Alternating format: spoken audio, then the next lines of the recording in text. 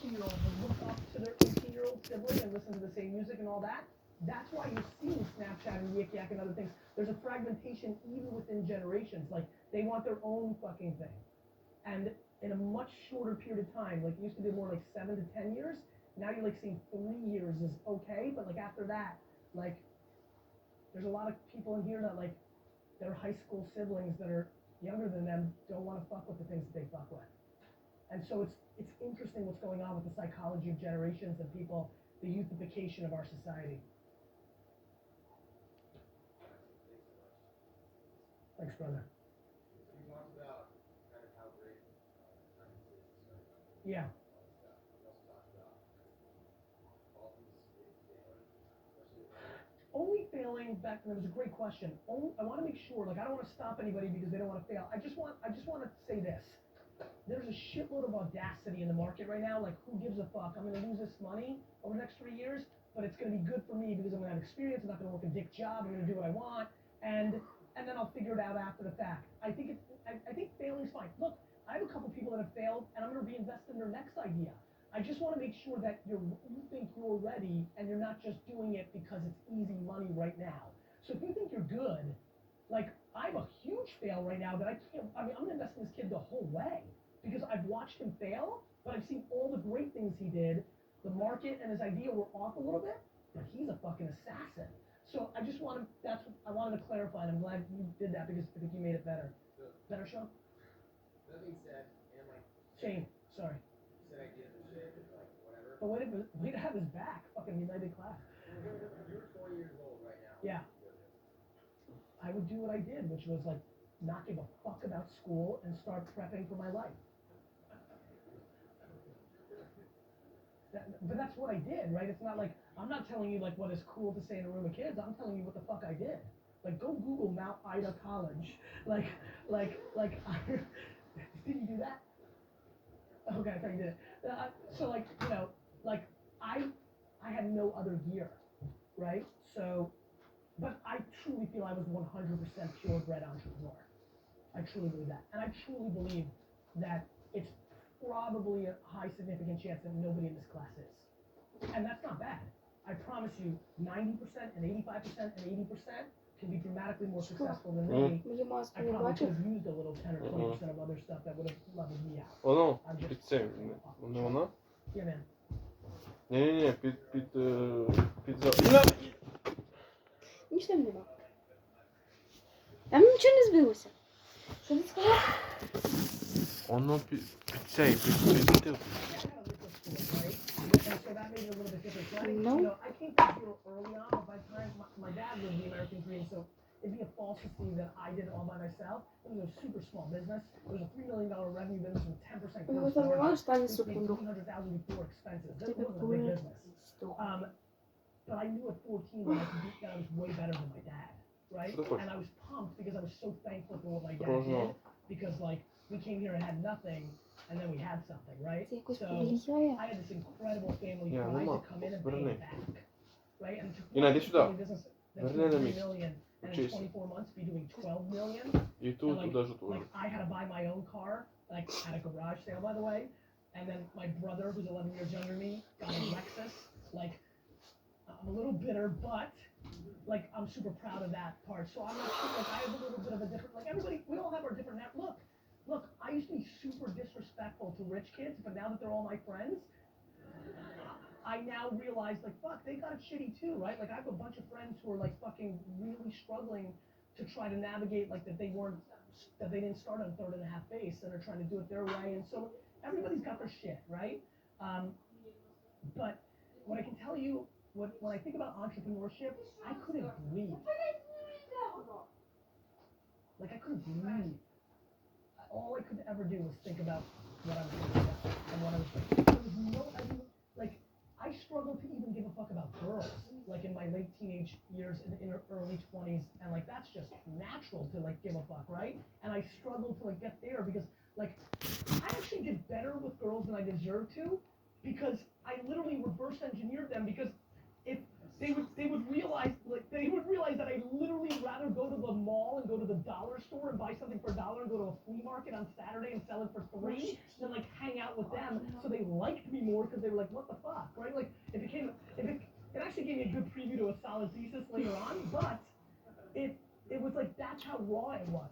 And so that's what I look for. A lot of the people that I'm excited about them, there's a startup that I'm investor in called Lawn Starter. It's literally a SaaS play for fucking landscapers, right? But like I invested in a second because I'm like, fuck, it's me, right? Like, there was nothing else. It was all low cost, engineer high. It was all like fucking whatever, right? Like whatever. Yeah, man. Seriously? Fuck. Okay. I'll come back. What's your name, man? Johnny. Yeah. I probably invest 80% of the time if I'm investing, I fully am bought into the jockey and I believe enough in their horse. Right? Like you can show me a hustler that's like me and he's like, I'm gonna fucking sell pillows that fucking go in the like I'm gonna fuck you, right? Like no matter how much I love you, right? But I'm oftentimes very romanced by the idea, but don't believe that kids can execute it. And so it's a mix. But I will so here's my strategy. If I think you've got the chops, I may still write a small check just to get into your ecosystem, double check you, and try to make sure I get on the second, third, and fourth once you mature out and maybe actually have a good idea. So a lot of times, so that's why I bet on jockeys, because I want to catch them on the next thing, on the next thing, on the next thing. And, when somebody writes you that first check, look, some people aren't going to stay loyal, something could happen, but like, I win that game. I have good stickiness by like being a good dude and by like betting on someone. And so that's a little bit of my strategy for me. Cool. Guys, thanks so much for having me. Oh. Well, yeah, I know you got the rest of the class. Oh.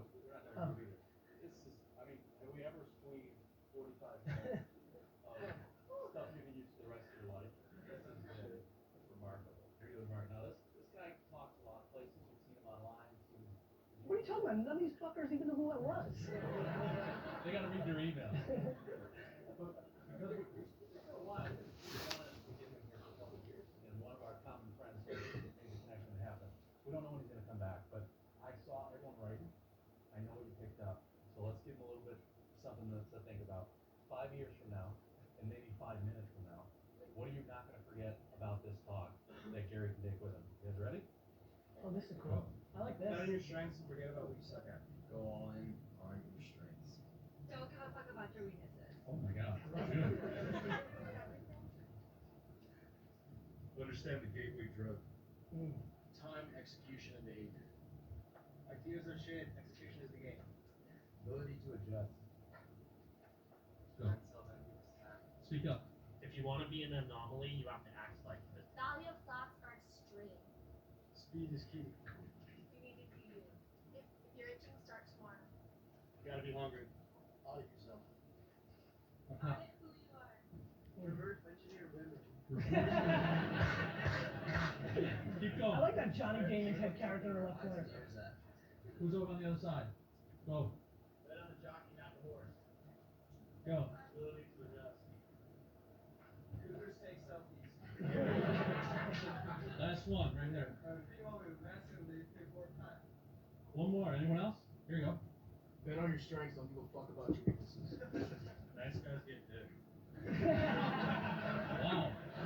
True. When you take things out of context, it's like, thanks, guys. Thank you. Sick.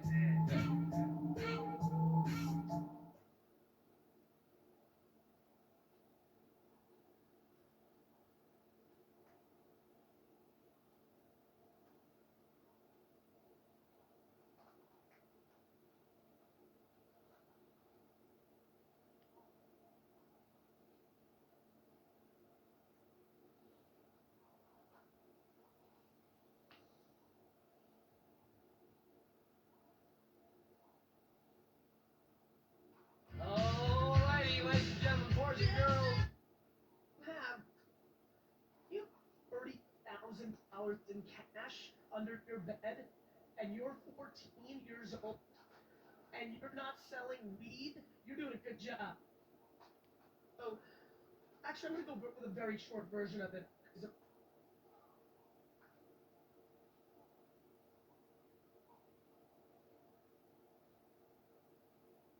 That many hands. I was born in the Soviet Union, so I grew up an immigrant. What what that means is, how many people here were not born in America? Raise your hand.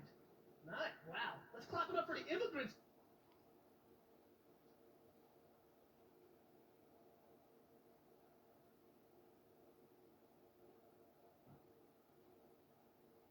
House. I like that. Oh, actually, this is very international. You flew in. You don't live here. Got it. Sorry, I screwed up. Okay, so um, I grew up very poor. I lived in a studio apartment with 8 family members. So I've got grit, right? Like, I'm not scared to work. I think one of the biggest problems right now is we're living through one of the great generations of fake entrepreneurship because so many people were able to raise money. And so you just have people that are not supposed to be running businesses because there was so much capital for the last 7 or 8 years. And that's interesting for me to watch, though the stuff is starting to hit the fan, so that will play itself out. I was a hustler. I know stuff. I know. I was a hustler from the get. I was lemonade stand, baseball cards, all that stuff. So I was really a salesperson through and through. When I was 12, I was making $2,000 to $3,000 a weekend selling baseball cards in the malls of New Jersey. And I don't know about you guys, but when you have $30,000 in cash under your bed and you're 14 years old and you're not selling weed, you're doing a good job. So that was me. Um, my dad dragged me into the liquor store that he now owned. He was making $2 an hour as a stock boy when he first came to America. So you can imagine how much my parents are very much my heroes. He owned a small store, really not much bigger than the stage of mine. It was a 400 square foot store. Then he built it up, made it bigger. I was dragged into it. I hated it. It was not fun for me.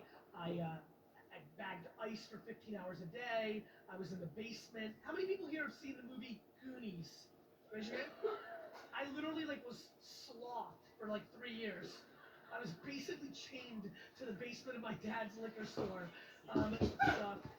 Finally, it was Боже, ти мене upstairs, and I realized злякалася. that people collected Ой, wine. діточка And that моя. was my connection to the world I came from with baseball cards and things of that nature. And that started kind of my interest into my dad's business. Because at that point, I was a punk entrepreneur kid. I thought I could run the business better than my dad. But I wasn't interested in selling Coors Light and Absolute. But this wine thing was interesting. And it felt like the marketing thing that I couldn't define at that point. Storytelling, bull crapping, whatever you want to call it. I couldn't figure out Тут what I застрасти. was, but I knew I was something. And I knew that it wasn't interesting to define that against Coors Light or an Absolute. But the wine thing most people didn't Що тут understand. There's an застрасти? opportunity to really market.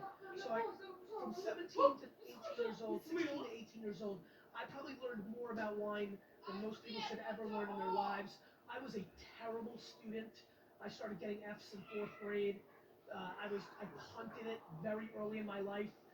I would tell you that if I could wish anything for everybody in this conference right now, if I could actually wish you anything besides health, that would be number one. But if I could wish you anything besides health, I would wish you self-awareness. I truly believe that self-awareness is a big deal, and my self-awareness was extreme as a kid, and I just knew who I was. And even though the market, don't forget, I was an immigrant, so the way out for immigrants in America, for a lot of people that don't know, is education. They push it hard. So all my friends, my parents' friends were pushing education. All the other Russian kids went to Yale. Можна And пройти? if they were like a loser, they went to NYU. I was getting F's.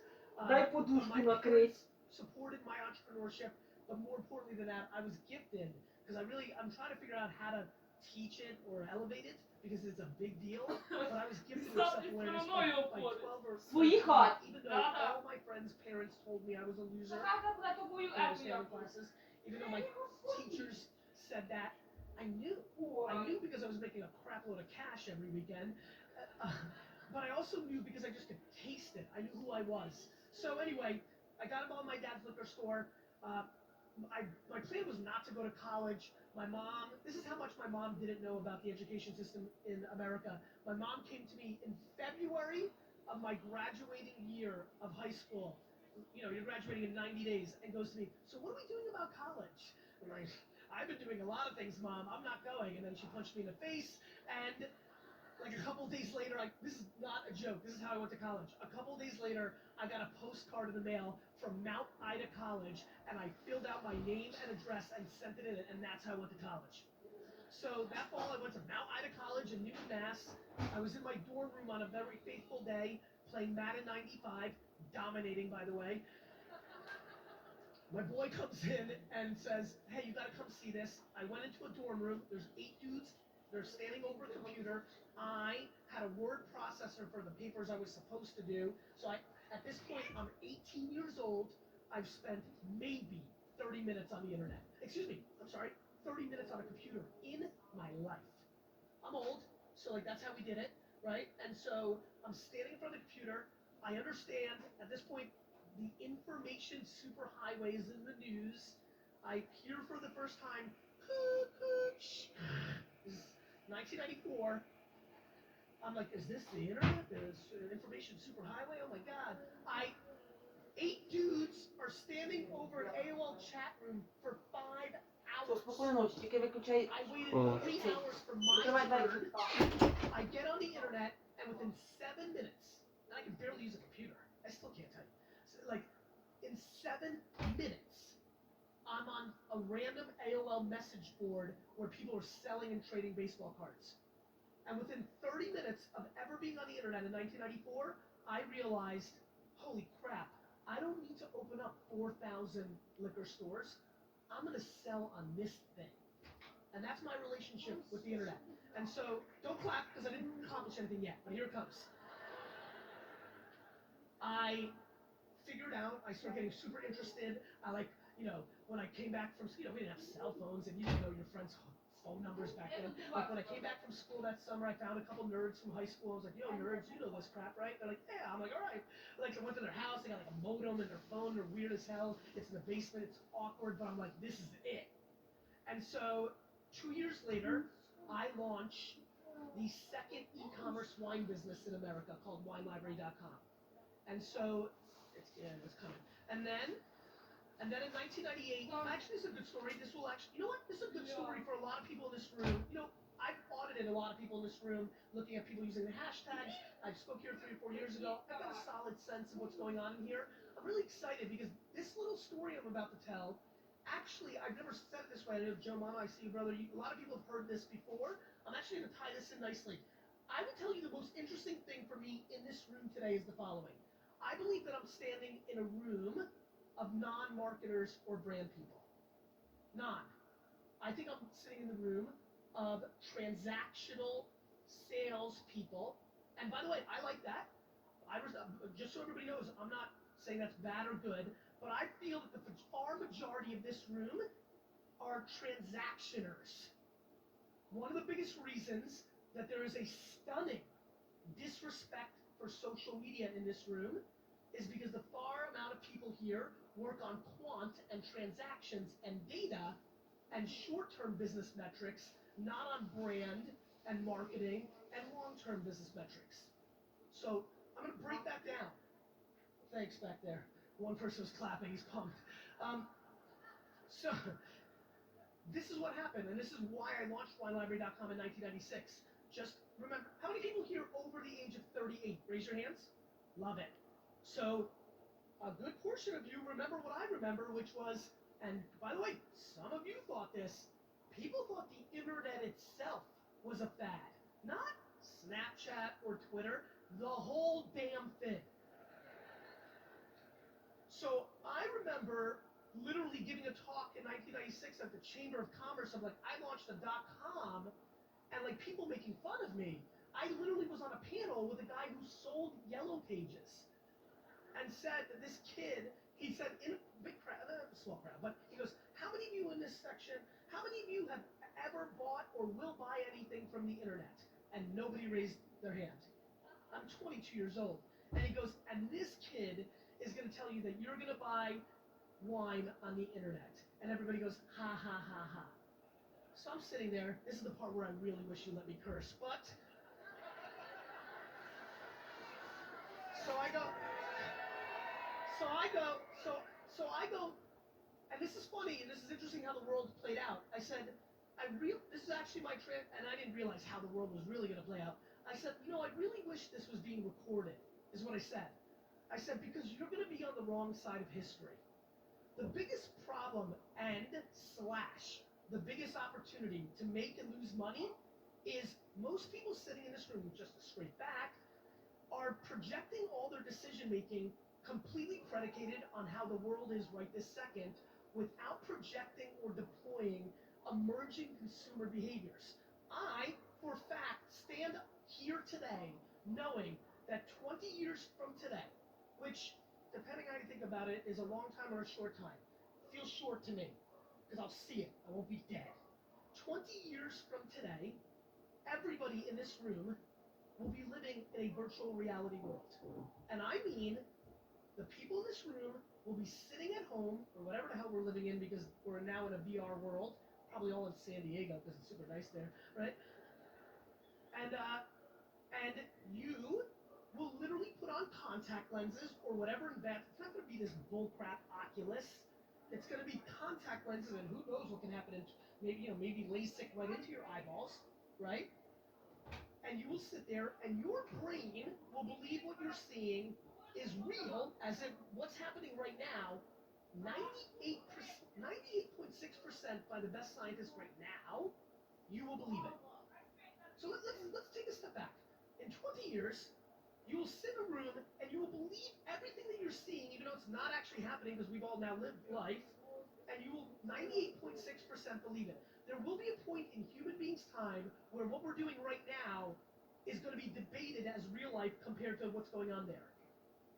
If you don't believe that, then you haven't been paying attention to how humans are walking around the world looking at their phone all the time, regardless of situation. And though it was a social awkward thing that we pushed against, now the oldest of us are more than happy to do it at all times in public. My friends, the internet is the biggest shift in our lives ever, more than the printing press and case ever. VR is coming, and it will be the next platform. I will probably buy the New York Jets by my investments in VR, but it's going to take 20 years, right? It's going to take 20 years. Right now, a lot of people are investing in it, and they're going to lose money. Just like all the people that tried to invest in the internet in 91, 92, they thought it would be done by 1995, 1997. I made those same mistakes. When I launched WineLibrary.com in 1996, I said, by the year 2000, 50% of my business is going to be online. It's still 33%. And we were ahead of it and really bet on it. So, and by the way, just to put things in context, e-commerce, things we buy and ship, still only represent 15 to 17% of all commerce in America. All that prime still just adds up to that. So things happen faster and sooner. But what I want to talk about is why I launched WineLibrary.com. I launched it in 1996. In the first 2 years, that business did about $1,000 in sales in 2 years. I was still in school. Nobody even knew what a computer was back at the liquor store. So it did $1,000. We paid $15,000 to build it. I don't know how many of you have a Soviet father, but Sasha Baderchuk wasn't happy with that ROI. It's the same way so many people in here, when they talk about Snapchat or other things of that nature, want to know what the ROI is today. WineLibrary.com, from 1998 to 2003, in a 5-year window, helped me grow my dad's business. And let's break this down. This was a $3 million a year business that was making 10% gross profit. So it was making $300,000 in profit before expenses. Now, luckily, Sasha didn't pay anybody anything, so he got to take home, $150K or what have you. And he was investing in owning the property, and that was he made it, right? Came into this country $2, so he made it. I grew that business, no cash infusion, no raising money, no M&A, no partnership, with no money. I grew that business from a $3 to a $65 million business in 5 years. I did that on what I want to talk to you about today. I guess I put it up in my slide now. I suck crap at 99.9% of things in my life. I'm crap. I'm bad. I don't know much. Really, I'm pretty I'm stunningly undereducated, right? You know what it is? I do have huge EQ. My emotional intelligence is through the roof. That's why I'm going to be a billionaire, because EQ is more important than IQ. So that's good. But this is the only thing I do. Now that I'm 40, I finally figured out what do I do for a living. That's what I do. I day trade attention. That's what I do. So my career was, I thought e-commerce was going to be big in 1996. The market didn't. I bought e-commerce, in essence, follow me here. I paid a lot for the site. Don't go tactical, go higher level with me. I bought into e-commerce, which meant all my behavior. I didn't try to make more money and buy a second liquor store. I tried to make a lot of money and build a website. I bought e-commerce in 96, 97, 98, 99 when the market didn't believe in it. Then I started and I bought into email marketing. How many people here have done email marketing in their careers? Raise your hand. Great. In 1996, in mid 1997, I had a 200,000 person email newsletter for a wine store that had 91.3% open rates. Yeah, and by the way, I'm not fancy. Like, thanks for your wows or whatever. Here's why. I day trade attention. Nobody else was doing email marketing. So people, one more time, how many people here are 38 and older? Right, good. We're old in here, so stick with me. You guys remember this. Remember all old dudes and chicks? Remember what you did with email the first couple of years we had it? We read, youngsters, there's a lot of you too. Youngsters, we read every single email and every word of every email for 4 years. Because more than I know that the sun will come up tomorrow, I know that marketers ruin everything. It's what we do. And it's because we day trade attention. I started email marketing. That helped me, as you can imagine, quite a bit. How many people here bought Google AdWords in their career? Believe in that. Good. The day it launched, I bought the word wine for 5 cents a click because the minimum wasn't 10 cents yet. And I owned it for 9.5 months before anybody bid me up. Because I was day trading this thing called Google AdWords while everybody was talking about what's the ROI. That's not true.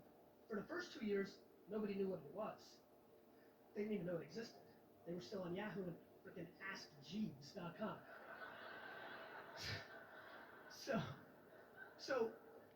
And then, while people debated, does this work? What is this?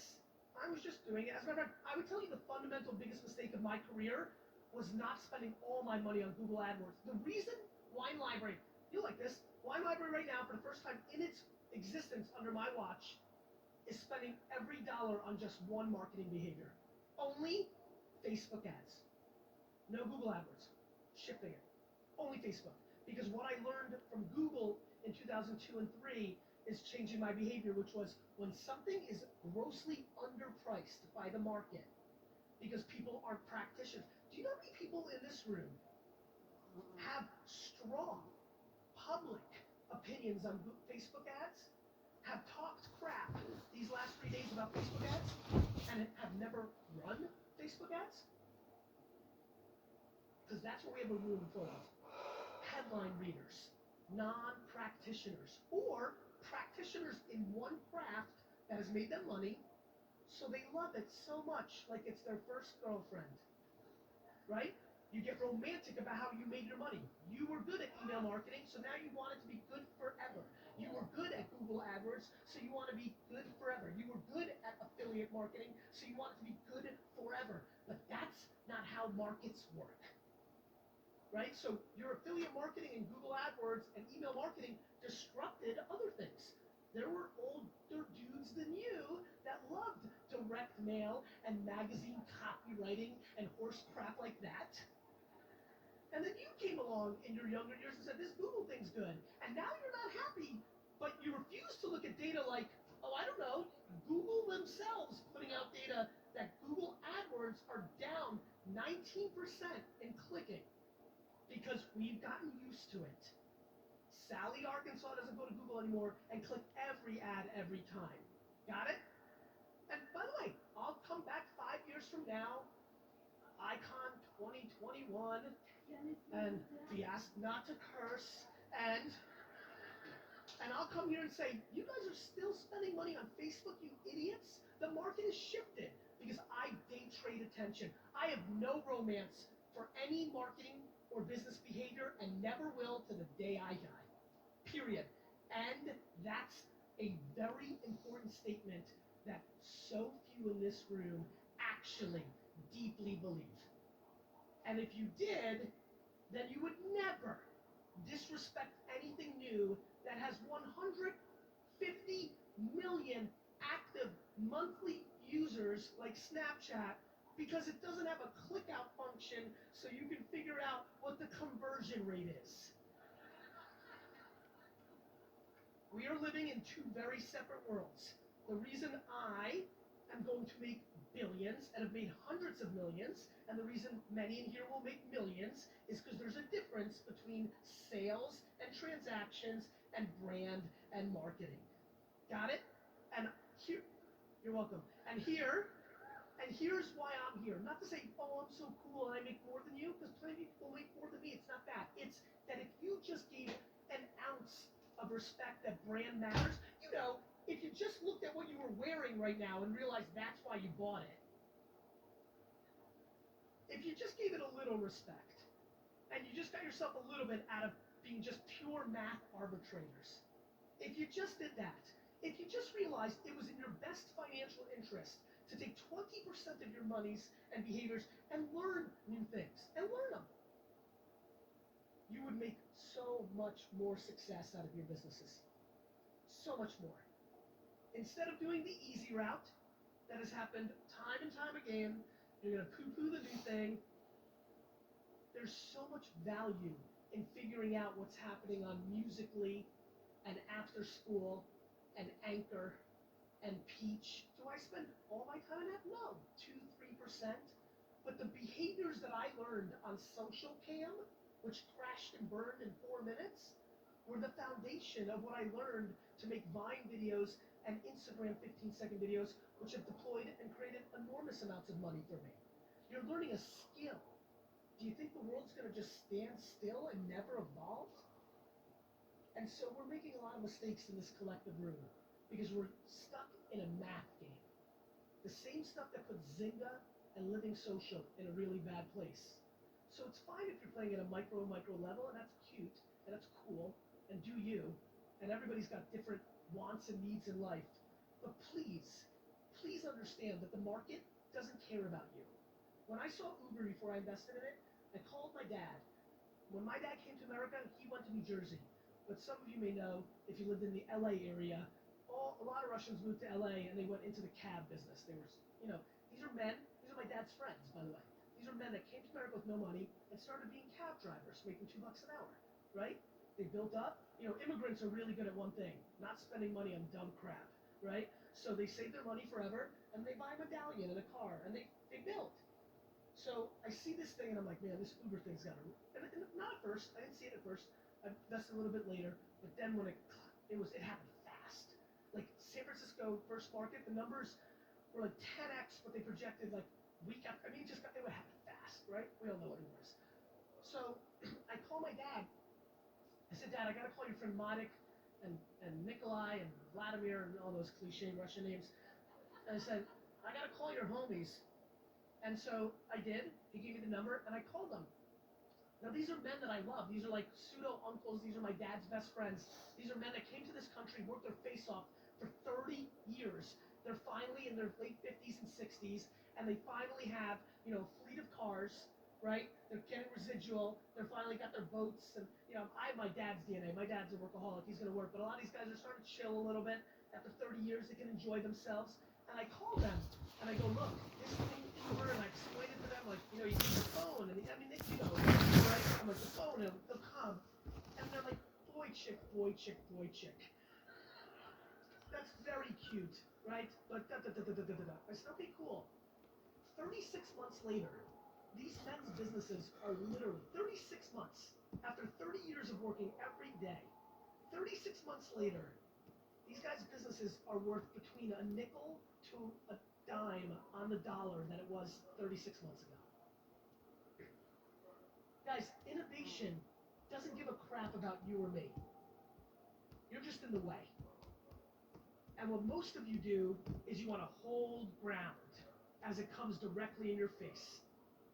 My friends, can we all agree this is an important device in life? Can we agree? Can you louder with me? Agree with me on this. Do you know that 53% of every person's attention, the collective, on this device is spent on social networks?